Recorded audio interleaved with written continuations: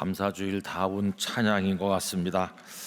흥겹고 기쁜 찬양이네요. 하나님께서 영광을 받으신 줄로 믿습니다. 2025년도 추수감사주일 3부 예배 참여하신 영락교회 성도님들과 또 오늘 초대받아 오신 분들과 우리 교회를 방문하신 이들, 그리고 또 멀리 외국에까지 흩어져 있는 또 병상에 계신 많은 분들, 영상으로 이 예배에 참여하고 계실 터인데 한 분 한 분에게 큰 은혜가 함께 하시기를 축복하고 이 예배를 통해 하나님께서 영광을 거두시기를 기원합니다. 여러분, 이 11월 벌써 셋째 주일이 되었고 이제 올해도 얼마 남지 않았죠. 하루하루를 감사함으로 진지하게 우리의 삶을 살아가기를 원합니다. 하나님의 평강이 여러분들의 가정과 일터에도 함께 하시기를 원합니다. 주전 220년경 그리스의 한 목욕탕에 한 남자가 기쁨에 넘쳐서 소리를 지르고 있었습니다. 그는 유레카라고 외쳤습니다. 그 사람은 여러분들께서도 잘 아시는 아르키메데스입니다. 당시 왕이었던 히에로 2세가 순금으로 관을 만들어서 썼는데 이 왕관이 100% 순금인지 혹시 만드는 사람이 다른 것을 섞지는 않았는지 의심이 들어서 아르키메데스에게 알아볼 것을 명하였습니다.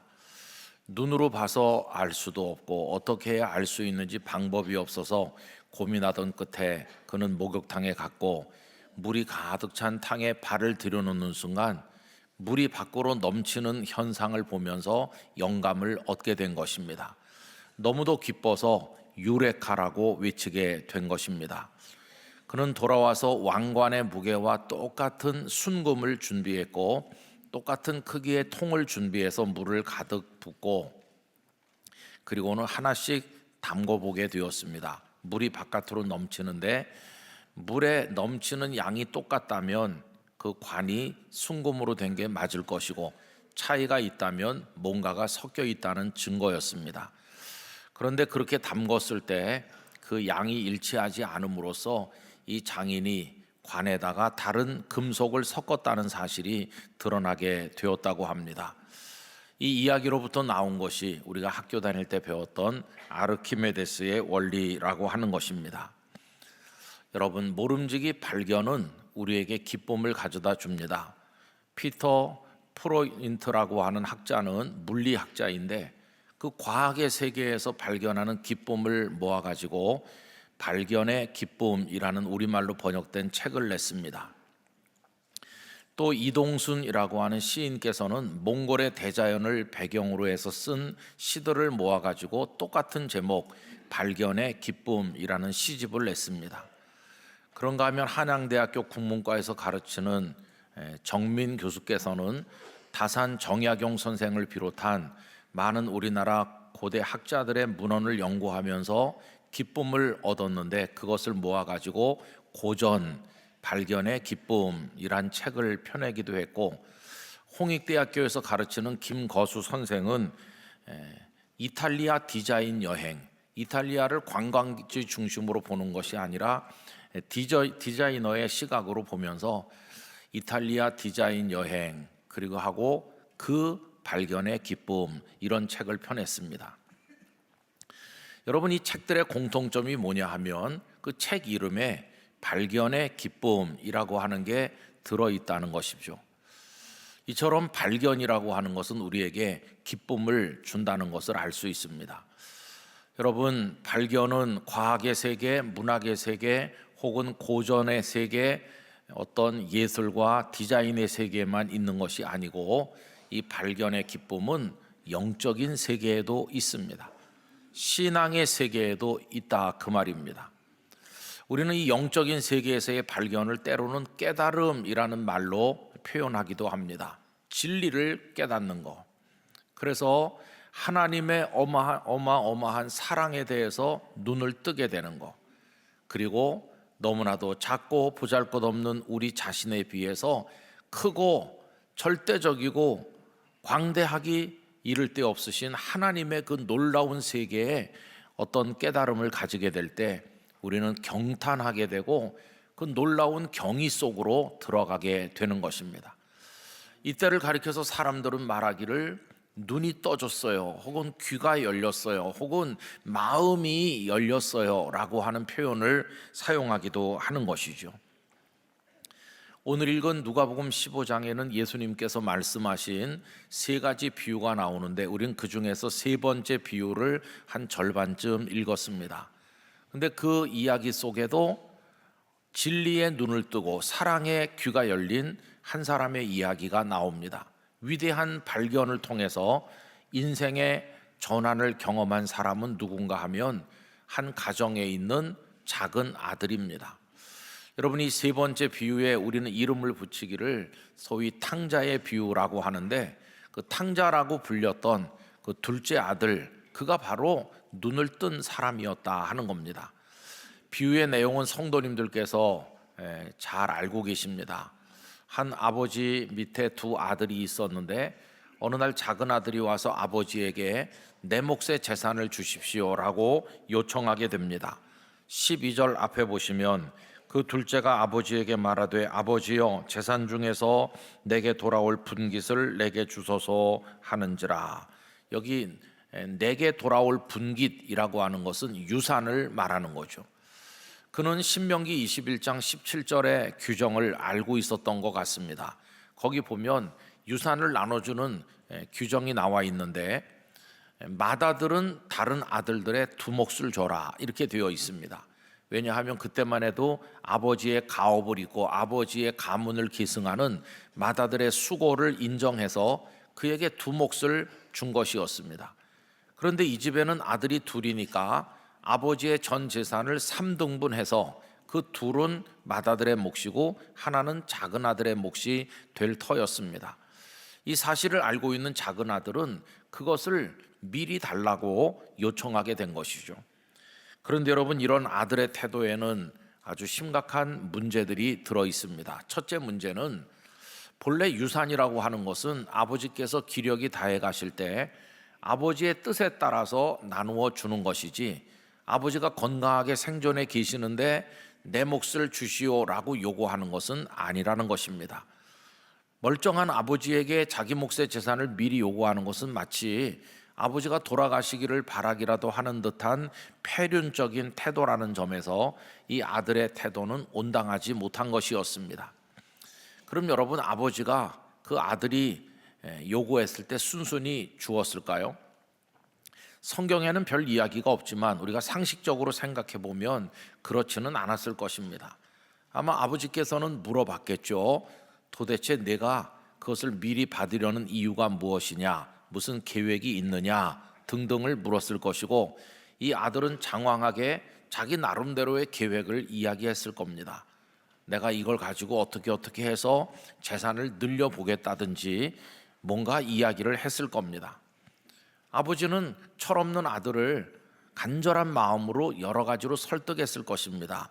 네가 아직 세상이 얼마나 험한지 잘 모르는구나, 그리고 재산을 운영하는 건 그렇게 쉬운 게 아니란다 하는 말부터 시작해서 내 집에 있는 것이 너에게 행복한 거란다 하는 등등의 많은 말로 아들을 설득하려고 했을 겁니다.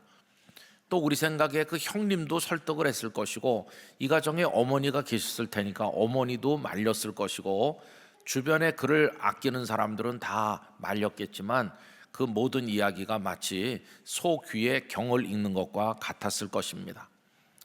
아버지는 어쩔 수 없이 그 아들에게 재산을 나눠주는데 12절 후반부는 이렇게 되어 있죠. 아버지가 그 살림을 각각 나눠 주었다라고 되어 있습니다.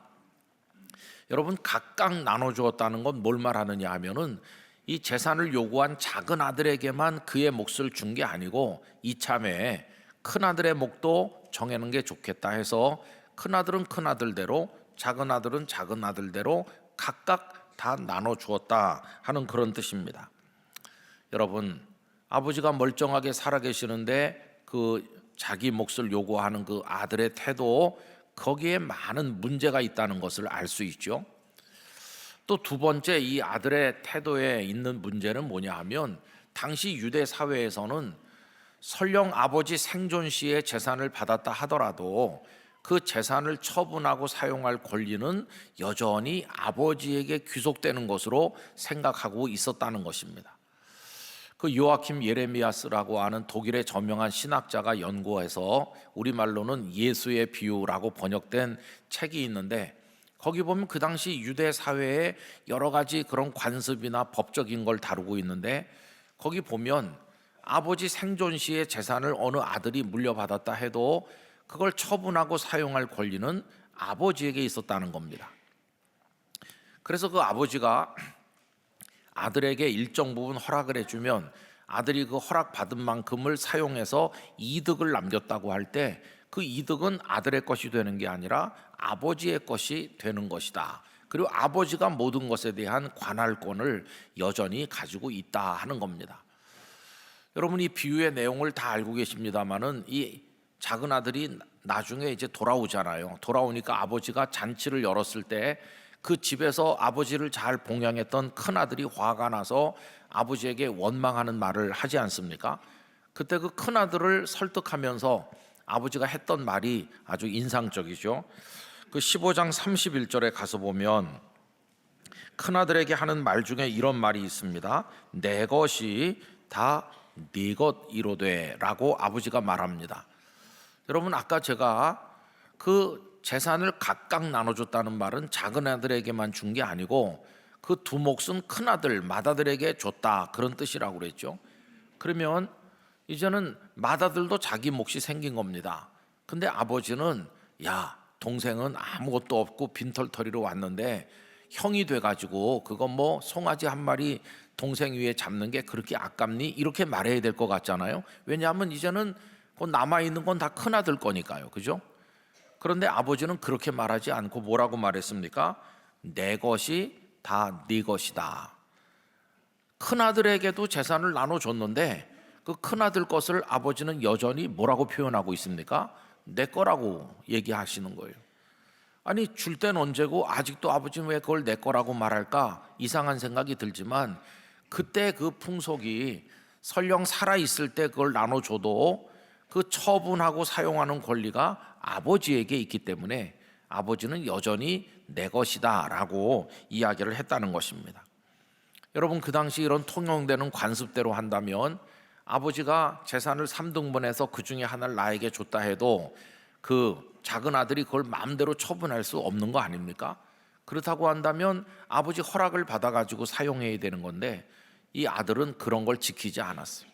아버지가 요건 너의 몫이다 라고 하자마자 불과 며칠 안에 그걸 싹 정리해가지고 떠난 겁니다. 여러분, 그 이야기가 13절에 나오죠. 13절. 그 후 며칠이 안 돼요. 이 며칠이 안 돼요라는 말은 이미 아들의 마음이 멀리 떠나 있었고 한시라도 빨리 아버지 집을 벗어나려고 하고 있었음을 암시하는 거죠. 불과 며칠도 안 돼서 둘째 아들이 재물을 다 모아가지고 급하게 정리했을 테니 뭐 재산이 체계 있게 다 정리되지도 않았을 것 같아요. 급하게 정리해서 먼 나라에 갔다. 여러분, 만약에 그 집이 서울에 있었다면 뭐 지방에도 갈 수 있고 그런 건데 아예 지구 반대편에 가듯이 멀리 갔다는 것은 무슨 뜻일까요? 아버지의 시선이 미치지 않는 곳에, 아버지의 사랑의 품이 간섭처럼 여겨지고 쇠창살에 둘러막힌 감방처럼 여겨져서 아버지를 떠나겠어. 이게 그 아들의 본심이라는 걸 알 수 있죠. 먼 나라에 가서 거기가 어디입니까?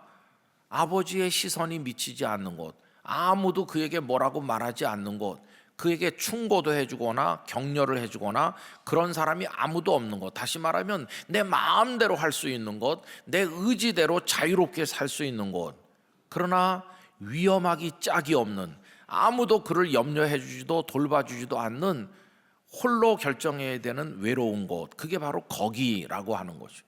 거기서 어떻게 했습니까? 허랑방탕했다. 허랑방탕했다는 돈을 펑펑 썼다 그런 말이겠는데 이거는 그가 재산 관리에 실패하고 있음을 보여주는 거죠.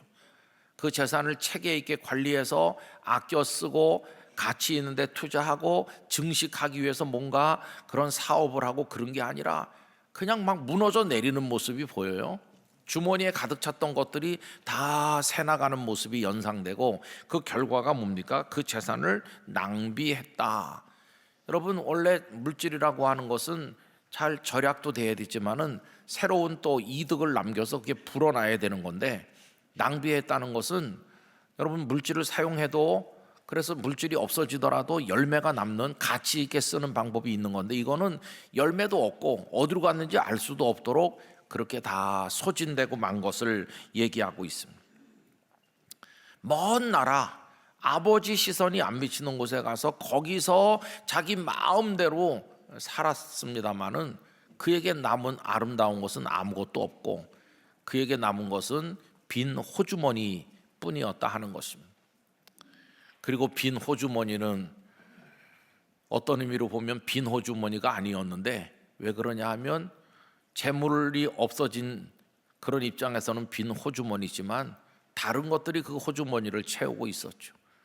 그의 호주머니를 채우고 있는 건 극심한 고통과 후회와 슬픔과 배고픔과 번뇌가 그의 주머니를, 그의 인생을 채우고 있었다는 것입니다.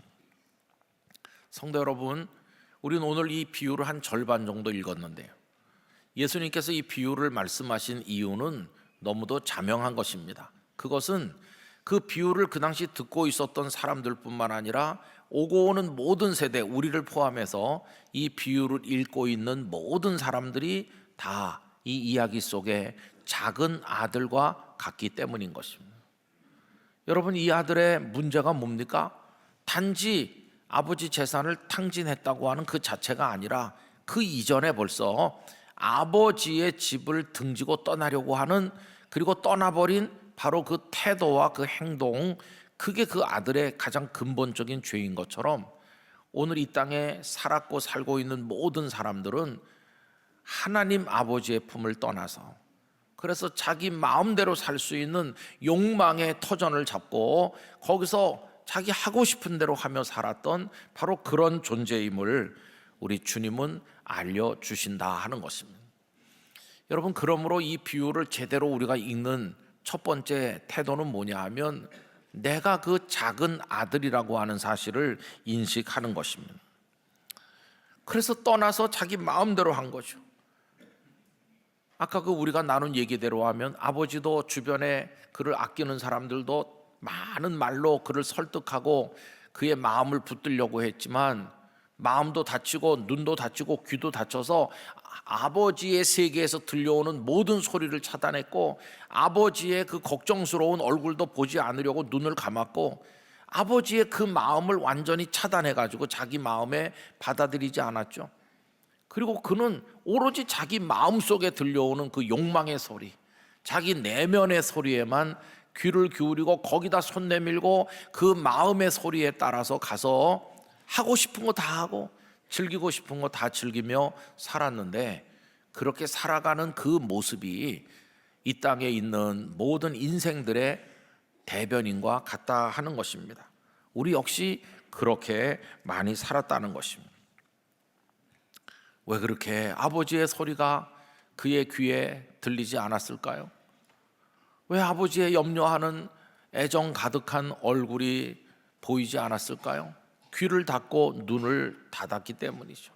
아버지의 마음이 왜 전달되지 않았나? 이미 마음에 쇠빗장을 질러가지고 아버지의 마음으로부터 차단했기 때문인 것이죠. 여러분, 이제 그 사람이 다시 회복되려면 뭐가 필요할까요?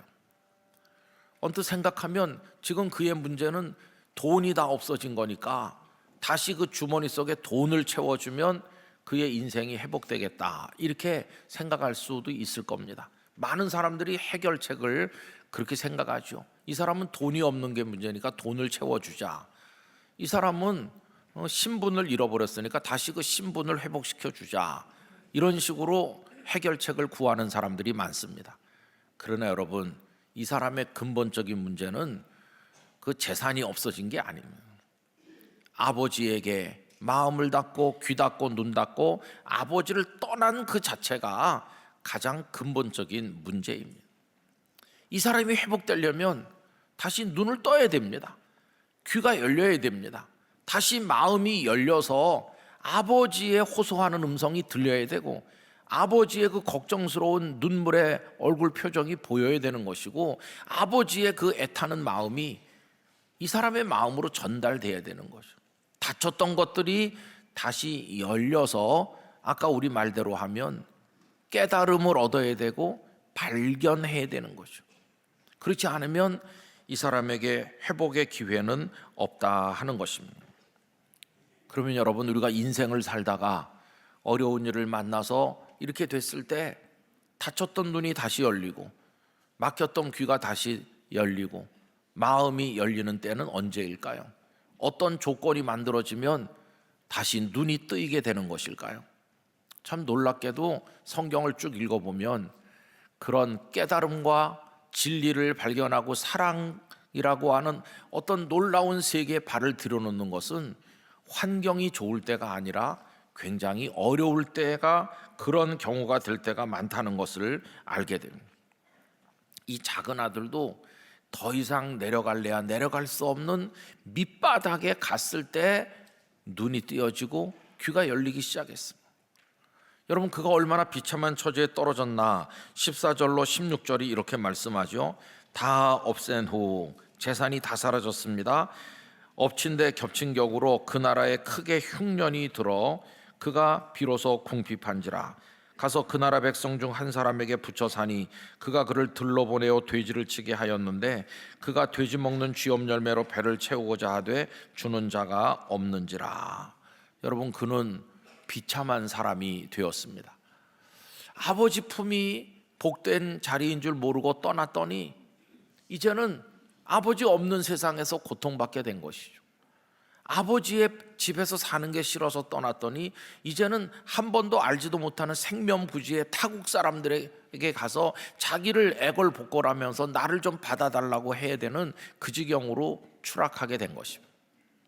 아버지가 맡겨주신 그 아들로서 해야 될 명예로운 일들을 거부했더니 그가 지금 하게 된 것은 어떤 사람의 돼지를 먹이는 돼지치기의 일이었습니다. 여러분, 예수님께서 이 비유를 말씀하시면서 그 사람이 어떤 사람의 집에 양을 먹이는 목자가 됐다 이렇게 말하지 않고 돼지를 치게 되었다고 표현하신 이유가 뭘까요? 그건 듣는 이들에게 더 경각심을 주기 위함인데, 여러분, 양이라고 하는 것은 유대 사람들도 다 이렇게 돌보는 동물이지만 돼지는 유대인들이 가장 더럽고 가장 가증하게 여기는 그게 바로 돼지입니다. 그래서 예수님은 돼지를 등장시킴으로써 그 아버지를 떠난 아들이 얼마나 비참해졌는가, 더 내려갈 수 없는 자리에까지 내려갔다 하는 것을 그렇게 표현한 것이죠. 거기다가 돼지를 먹인다고 수고하면 수고의 대가가 있어야 될 거 아닙니까? 그런데 수고의 대가가 없었던 것 같죠.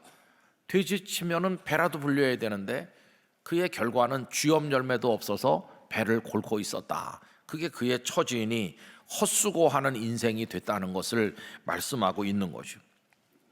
여러분, 밑바닥까지 내려간 한 사람의 모습을 이제 우리가 생각해 보면서 우리도 살면서 그럴 때가 있다 하는 생각을 하게 되는 것이죠. 명예를 잃어버립니다. 그리고 신분도 상실합니다. 최소한 나를 버텨두던 어떤 버티게 해주던 자존감, 어떤 자존심, 그리고 자신감, 이런 것도 다 없어지고, 그리고 이제는 희망마저 다 잃어버리게 됩니다. 그리고 온기도 없습니다. 내 곁에 사람들이 있어서 등이라도 툭 치면서 힘내요, 내가 도와줄게요 한다든지 좀 안아주기라도 해야 될 텐데 좌우를 둘러봐도 있는 건 돼지뿐이고 아무도 나를 끌어 안아줄 사람, 눈물 흘려줄 사람, 염려해 줄 사람이 아무것도 없는 지경에 떨어진 것입니다. 여러분, 오늘은 감사주일인데 이런 사람이 앞에 있다면 무슨 감사가 가능할까요? 뭐가 있어야 감사할 텐데 아무것도 이 사람은 감사할 게 없겠죠. 여러분, 살다 보면은 그런 지경에 있는 이들을 많이 만나고 때로는 우리가 그런 존재가 될 때도 있는 것을 알게 됩니다. 그럼 이제 이 사람은 감사할 게 아무것도 없고 이대로 그냥 인생을 끝내는 것밖에 없나? 여러분, 예수님께서 이 비유를 말씀하신 목적이 이렇게 되는 수도 있으니 너희도 조심해라. 아버지의 품에서 떠나면 안 돼. 이걸 말씀하기 위한 것일까요? 주님께서 이 비유를 말씀하신 목적은 그게 아닙니다. 주님은 이렇게 다 돼 있다 하더라도 아직도 희망이 있다, 그거를 알려주시기 위해서 이 비유를 말씀하는 겁니다. 방금 전까지 말씀드린 얘기가 이 비유의 핵심이 아니고 그 다음에 말씀을 나눌 얘기가 이 비유의 핵심입니다. 이런 사람도 다시 회복된다고 하는 걸 예수님은 알려주고 계신 것이죠. 여러분, 이 돼지우리에 누워있는 이 사람에게도, 감사할 게 아무것도 없어 보이는 이 사람에게도 아직 감사할 조건이 하나 있었어. 그에게는 아직도 인생을 뒤집을 수 있는 마지막 카드가 한 장 있었어요. 그 마지막 카드, 마지막 희망이 되는 그 하나가 도대체 뭘까요? 다른 게 아니었어요. 그것은 바로 아버지였습니다. 아버지. 여러분, 아직도 내게는 아버지가 계시다, 바로 그거였어요. 아버지가 쫓아내서 쫓겨난 게 아니고 내가 아버지를 떠나왔으니 아버지는 아직도 나를 버린 게 아니지, 아직도 아버지의 마음은 나를 향하고 있지. 그러니 아직도 내게는 아버지가 계시고 아버지의 사랑이 있고 아버지의 집이 여전히 그 자리에 있으니 내게 다 사라진 게 아니라 마지막 남은 한 장의 카드는 아버지가 여전히 계시다, 바로 그거였어요.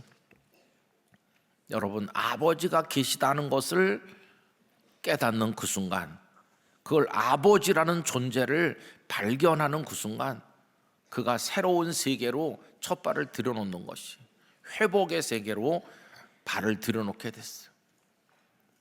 눈이 다시 띄어진 순간이고 귀가 열린 순간이고 그의 닫혔던 마음이 열리는 순간이었다고 하겠습니다. 거기가 어디였습니까? 가장 밑바닥에 있을 때였습니다. 왜 형편 좋을 때는 그걸 몰랐을까? 왜 하루 세끼 따뜻한 밥 먹을 때는 그 밥의 고마움을 몰랐을까? 왜 아버지가 걱정하고 사랑하면서 늘 곁에서 함께 계실 때는 왜 그걸 간섭으로 여기며 불평했을까? 왜 아버지의 그 집을 그렇게 벗어나야 할 곳으로 생각했을까? 왜 그때는 그걸 복인 줄 몰랐을까? 다 잃어버리고 나서야, 그때서야 알게 된 것이죠. 여러분, 우리들도 그런 일을 많이 경험해요. 잃고 나서야 그 소중함을 아는 거죠. 그래서 부부가 같이 살다가 남편이나 아내가 먼저 세상 떠나시고 나면 그때서야 그 소중함을 절절히 느낀다고 합니다. 그래서들 많이 얘기하시죠. 있을 때 잘해요, 그렇게 얘기하죠.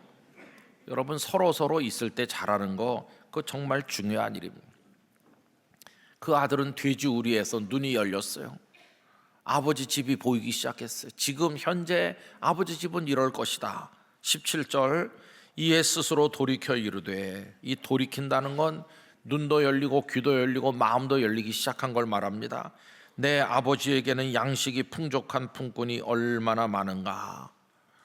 뭐가 하나 보이는 것 같아요.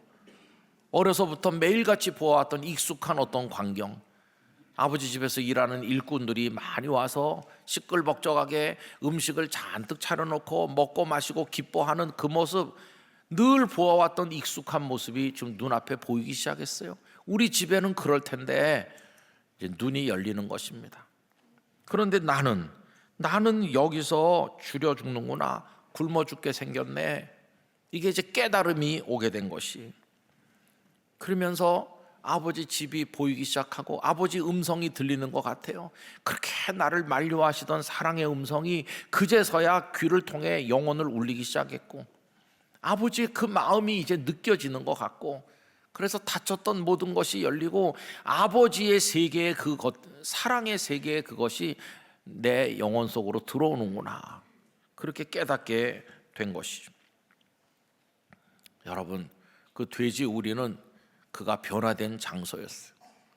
돼지 우리가 발견하고 깨닫게 될 때 그의 성소가 되었어요. 거기서 아버지를 다시 발견하게 된 것이었어요.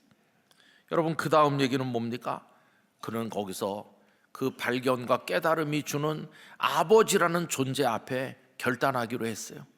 일어나야지. 여기 이대로 있으면 안 되지. 내가 아버지 집으로 돌아가야 되겠다. 이렇게 생각하게 된 거죠. 18절 19절은 이렇습니다. 내가 일어나 아버지께 가서, 여러분 이게 얼마나 놀라운 깨달음인지 몰라요. 위대한 결단입니다. 일어나서 아버지 집으로 가야 되겠다. 가서 말해야지. 아버지, 내가 하늘과 아버지께 죄를 지었사오니 지금부터는 아버지의 아들이라 일컬음을 감당하지 못하겠나이다. 나를 품꾼의 하나로 보소서 하리라 하고. 여러분 그래도 양심이 조금 있는 것 같죠? 아들로 받아달란 말은 못하겠고 품꾼의 하나로라도 받아주세요. 그 양심이 그를 최소한으로라도 깨운 것을 알 수가 있습니다. 그리고 20절 앞부분, 이에 일어나서 아버지께로 돌아가니라. 그의 평생의 가장 위대한 순간, 일어나서 아버지께로 돌아가는 그 순간이었던 것이죠. 여러분, 예수님은 이 비유를 들려주심으로써 마치 둘째 아들처럼 살아왔던 우리 자신에게 말씀하는 것입니다. 네가 지금 아무리 어려운 처지에 있더라도 낙심하지 말아라. 너에게 아직도 감사할 조건이 있다. 하나님 아버지가 계시지 않느냐. 하나님 아버지가 지금도 너를 사랑하고 계시고 기다리고 계시지 않느냐. 일어나서 하나님의 품으로 돌아와라. 이거를 말씀하는 것이죠. 여러분, 하나님이 계십니다. 하나님 아버지가 계십니다. 나는 감사할 게 없는 것 같아요. 그런 분이 이 자리에 계시더라면 여러분, 하나님 아버지가 계시다는 사실에 눈을 뜨시기를 바라고, 그 하나님의 기다리시는 마음이 여러분의 마음으로 전달되길 바라고, 하나님의 내가 너를 사랑한다는 음성이 귀에 들리시기를 바라는 것입니다. 그때가 유레카, 인생의 위대한 유레카가 이루어지는 순간인 것이죠. 그래서 아버지 집으로 이 사람이 돌아가듯이 우리도 돌아가야만 된다는 것이, 여러분 돌아가 보니 그 아버지는 어떤 분이었습니까? 그가 예상했던 그대로였습니까? 아들이라고 말할 자신이 없으니까 그냥 품꾼으로라도 삼아서 밥이나 굶지 않게 해주세요, 이렇게 말했더니 야단을 치시면서 무슨 얼굴로 왔느냐 쫓아내. 그러다가 하도 애원하니까 그러면 밥이나 줘라, 품꾼으로라도 쓰자. 그 정도, 요 정도 아버지였습니까? 아니었어요. 아버지는 그가 생각하는 그런 분이 아니었어요. 아버지는 어마어마한 사랑을 가진 분이었어요. 상상 이상의 사랑으로 그를 품어주는 진짜 아버지셨어요. 세상 어디서도 볼 수 없는 아버지셨어요. 20절 후반부, 아버지가 어떻게 했나요? 아직도 거리가 먼데. 이건 아버지가 늘 동구 밖을 바라보면서 내 아들이 올 텐데 하고 기다리는 그 모습을 보여주는 거죠. 그러다 어느 날 저 멀리 뭐가 나타났어요. 보니까 아들이었어요. 아직도 거리가 멀어요. 그런데 그 아버지는 그를 보고 측은히 여겨, 보자마자 불쌍히 여기고 사랑하는 마음으로 달려갔어요. 목을 안고 냄새나는 그 아들을 끌어안고 입을 맞추면서, 품꾼이라니 무슨 말, 너는 내 아들이다. 그래서 그 다음 얘기는 잘 아시는데, 그 아들을 씻기고 가장 좋은 옷을, 제일 좋은 옷을 입히고, 그리고는 아들의 신분을 확인하기 위해서 신을 신겼어요. 신을 신는 것은 종이나 일꾼이 아니라는 거예요. 신을 신기고 손가락에 그 아들의 신분을 확인하는 가락지를 끼워줬어요. 잔치를 열어서 죽은 아들이 살아 돌아왔다고 그러면서 크게 즐거워하고 기뻐하시는 아버지의 모습을 볼 수 있는 거죠. 여러분, 그 순간 이 아들의 눈에는 하염없는 눈물이 흘렀을 겁니다. 돼지 우리간에서는 후회하면서 탄식하면서 아버지 아버지 목 놓아 울었다면, 그 아버지 품에 안긴 다음에는 기쁨으로 아버지를 부르고, 감격해서 아버지를 부르고, 죄송해서 아버지를 부르고, 아버지를 끌어안고 몸부림을 쳤을 겁니다. 감사와 감격으로. 그게 이 사람의 이야기죠. 그때 그 눈앞에 보이는 아버지, 너무도 기뻐하면서 그 아들을 끌어안는 그 아버지 얼굴이 보이기 시작했어요. 아버지 마음이 느껴지기 시작했어요. 아버지의 숨소리까지 귀에 들리기 시작했어요. 이제는 아버지의 세계가, 그 사랑의 세계가 아들로 쏟아져 들어오게 됐어요. 진정으로 위대한 유레카의 순간이었다고 하겠습니다. 여러분, 아버지를 떠났던 그 아들이 다시 아버지께로 돌아온다. 이 명제는 기독교 복음의 전부입니다. 기독교 복음이 복잡해 보이지만 한 줄로 요약하면 아버지를 떠났던 아들이 아버지의 품으로 돌아오는 이야기, 그게 기독교 복음의 전부입니다. 오늘 이 이야기는 두 가지로 다가옵니다. 첫째는 여러분, 아무리 어렵고 불행해 보이는 처지에 있다 하더라도 하나님 아버지가 계시다는 것을 잊지 마시기 바랍니다. 하나님 아버지가 계십니다. 아버지는 반전의 카드입니다. 그 아버지야말로 우리를 회복시키는 분이십니다. 그 아버지가 계시다는 것으로 인해서 감사하고 또 감사하고 또 감사하시길 바랍니다. 그리고 이제는 아버지의 품으로 돌아가시기를 바랍니다. 나는 예수님 믿은 지 오랜데요, 하나님의 자녀가 된 지 몇십 년 됐는데요, 그렇다 할지라도 우리는 수시로 내 욕망의 소리에 따라 자꾸 아버지의 뜻, 아버지의 품에서 멀어졌으니 날마다 아버지를 향해 나가는 거, 이건 성도가 매일같이 해야 될 일이라는 것을 잊으면 안 될 것입니다. 또 오늘 이 자리에 계신 분 중에 아직도 하나님을 믿지 못하는 분이 계시다면 이 얘기는 여러분들의 이야기인 것입니다. 이제 내가 일어나야지, 내가 머물던 거기서 일어나서 이제는 하나님 아버지의 품에 안기리라, 그렇게 결단하고 하나님께로 나오시기를 바라는 것입니다. 하나님 아버지의 품, 그 아버지의 집, 거기야말로 최고의 행복이 있는 자리가 될 것입니다. 우리 모두가 그곳의 삶을 누리게 되기를 간절히 기원합니다. 아버지 하나님, 잘 몰라서 눈이 닫히고 귀가 막혀서 아버지의 사랑을 깨닫지 못하고 떠났었는데 이제 밑바닥에서 드디어 깨닫고 돌아옵니다. 저희가 그렇습니다.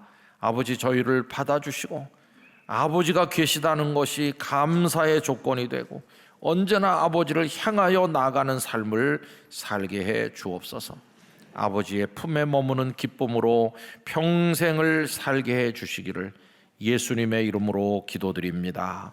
아멘.